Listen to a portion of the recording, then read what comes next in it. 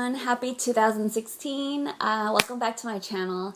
I know that this isn't the first video I've uploaded in 2016, but if you did watch my last video, which I'll link in wherever it goes around here and down below, I did actually film that back in December. Anyway, you can tell from the title that this is a natural deodorant DIY kind of video.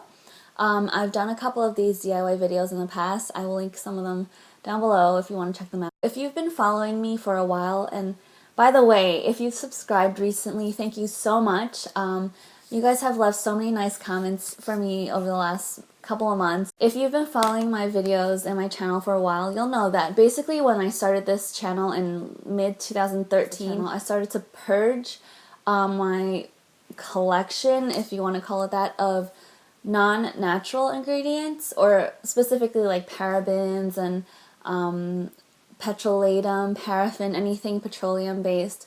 I try to get off silicones. I'm finding that much more difficult than I thought it would be. I had heard a lot about how regular deodorants are not that great for you, but I didn't really know why. I had heard a lot about aluminum, and I didn't really do that much research into it, but I was like, well, I think this is the next step. I think the last step would be actually like redoing my entire diet. Like, as much as you get rid of parabens and stuff you put on the surface, I think most of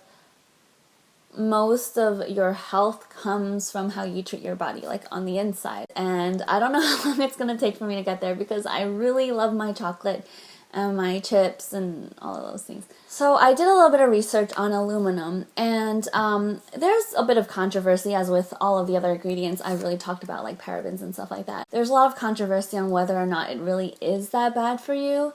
But I've pulled up here, this is from cancer.gov. It basically goes through some of the claims. Like in the past and online about, like the rumors and stuff like that. Then it goes into how there's some studies that propose that certain ingredients on antiperspirants or deodorants may relate to breast cancer because they are applied frequently to an area next to the breast. I'm just reading straight off the website now. What do scientists know about the ingredients in antiperspirants and deodorants? Aluminum-based compounds are used as the active ingredient in antiperspirants. These compounds form a temporary plug within the sweat duct that stops the flow of sweat to the skin's surface. Some research suggests that these compounds may be absorbed by the skin and cause estrogen-like hormonal effects, because estrogen has the ability to promote the growth of breast cancer cells. I think living in our time, it's really about your own values and balancing what's out there, what's readily available, what's affordable with what your personal aims are. That's true of any like consumer transaction. There's no such thing as a natural antiperspirant, because if you think about it, blocking your sweat ducts from sweating is terribly unnatural. Sweating is a way for the body to detox. So if you really think about it, it's really unnatural and probably not very healthy. And so I looked online. I looked at some of the top rated ones, some of the lesser rated ones. Like crystal deodorants, which are like basically like a salt crystal, are quite popular. They're definitely pretty affordable, but it just seemed like too much of a hassle for me personally. Like, they said you had to apply them to clean underarms, like immediately coming out of the shower, or like wet your underarm and then apply it for like a smooth kind of thing. You can't, because it's salt, you can't apply it when you've just shaved or anything like that. So I was like, this is a little complicated. That was one option I considered, and I obviously did not follow through on. La Vanilla, which is sold at Sephora and like a couple of other places. I think drugstore.com has one that's pretty good, but it's like $14. Then I came across one that was called Primal Pit Paste, and it sounded really promising. There are a couple of different companies that did this kind of thing that was like basically in a little tub, and they give you like a scooper, and then you put it on under your arms. They all had pretty good results and reviews, so I looked into it, but I just wasn't so thrilled about the price. I think they're anywhere from like $10 to $15, and then you have to pay shipping and handling and that kind of thing. I looked into ingredients, as I do, and I realized that it wasn't that expensive to recreate it, because I personally already had a lot of the ingredients on hand. The very basic recipe is like coconut oil, baking soda, and beeswax and some essential oils, basically. But I kind of looked around the internet and looked for like variations on this recipe, and I settled on one that included shea butter. I think the Primal Pit Paste brand uses shea butter, and that's its special thing to make it softer and like go on more like a cream. I added arrowroot powder, which is like an alternative to baking soda. I use both in my recipe, but arrowroot powder is like something used in food. A lot of people are allergic to baking soda. Arrowroot powder is extremely fine. I got mine on Amazon.com, and it wasn't cheap to get, but I've made so much deodorant out of it already, and I still have a ton left. So if you have some of these ingredients on hand and you feel like maybe it's time for you to jump into this natural deodorant thing, watch on for the recipe, which I will show you right now. For this natural deodorant recipe, you'll need coconut oil, shea butter, beeswax, arrowroot powder, baking soda or cornstarch if you're allergic or sensitive to baking soda, and essential oils. You'll also need containers to store the deodorant in. Combine 3 tablespoons of coconut oil, 2 tablespoons of shea butter, and 3 tablespoons of beeswax in a double boiler like the one you see here, and melt them all together. If you intend on making a deodorant stick, add 4 tablespoons of beeswax. Once it's all melted, add 3 tablespoons of baking soda and 2 tablespoons of arrowroot powder to this.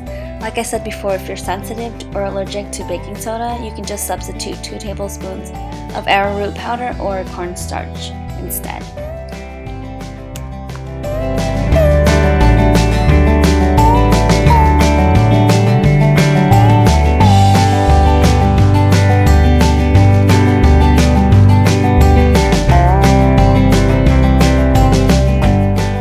No more than 10 drops of essential oils to this mix and mix thoroughly. I use tea tree oil, rosemary oil, and peppermint oil. Pour into the designated containers and allow to cool and set before using. And this is just me showing you what the final product looks like. This is the one I've been using since last summer, and you can see it's kind of a paste/balm that smooths out, and you can see the granules that absorb the moisture. Okay, so I hope that recipe was kind of easy to follow along. If not, like I said, I'm going to be posting the instructions in my blog, which I will link down below.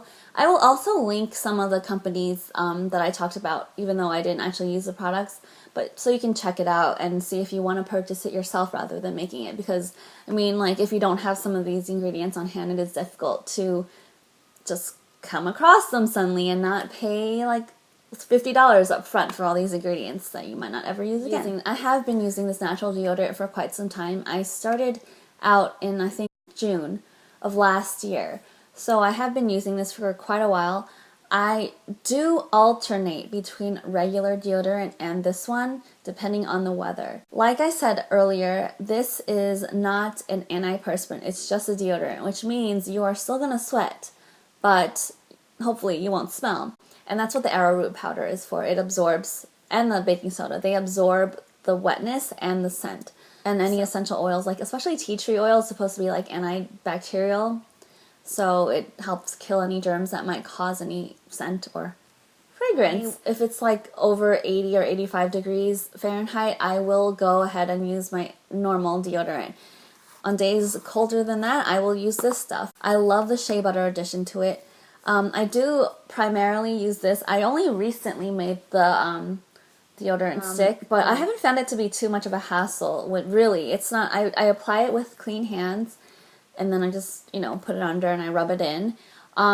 Because I added beeswax to it, it really dries down rather quickly. Because I know that if you use primarily coconut oil, it's like greasy for a long time, and you basically have to flap your arms until it dries, which is not. I mean, coconut oil doesn't dry very quickly anyway, so that's just not ideal.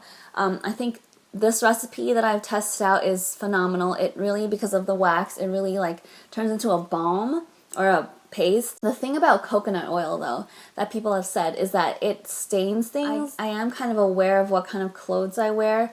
When I use this, I wouldn't wear it with something like really delicate, unless it was like white or something. I don't know, just use your discretion when it comes to that. I do think that it is kind of difficult to travel with. I mean, this is really heavy. I probably would scoop this into a smaller container.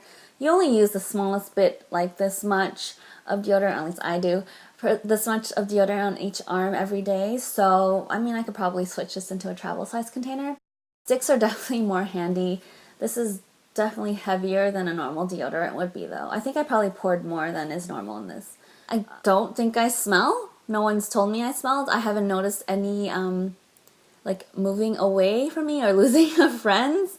So I'm pretty sure I don't smell. I added essential oils to my concoctions and they really fade away rather quickly. I do want to talk about the detox process that Primal Pit Paste's website has a whole huge long thing on. They even sell this like spray or something that helps with the detoxing. Apparently the detox is because your body has gotten so used to the aluminum that it's built up all of these toxins and chemicals, and then you're suddenly not using aluminum to block them out or whatever anymore, so they all suddenly show up at the same time and knock people out with stickiness. I'm not a heavy deodorant user anyway. Like, I know some people will apply it like twice or 3 times a day. I used to apply it like once in the morning, and I still only do that once in the morning unless I take a shower and I'm going out again, then I might reapply. I did not experience any sort of stinkiness that I knew of, so I think that might be a gimmick, but if you are a heavy deodorant user, I would advise like taking a week out or so just to like test it out. Know that you will sweat and this will not block sweat. So if you're extra sweaty, either bring some underarm wipes or do like a half and half of regular deodorant in this. I don't really know. Try it out for yourself and figure out what works for you. As you saw in my recipe portion of this video, I did use different recipes for winter versus summer just because coconut oil solidifies during the winter or in colder temperatures. And if you want to make like a stick, it definitely requires more beeswax. Anyway, I hope that was helpful for you, and if you have any questions about this, let me know. Like I said, I'll post the recipe down below. Thank you so much for watching and for subscribing. I really appreciate it, and I hope you have a great day, and I will see you soon.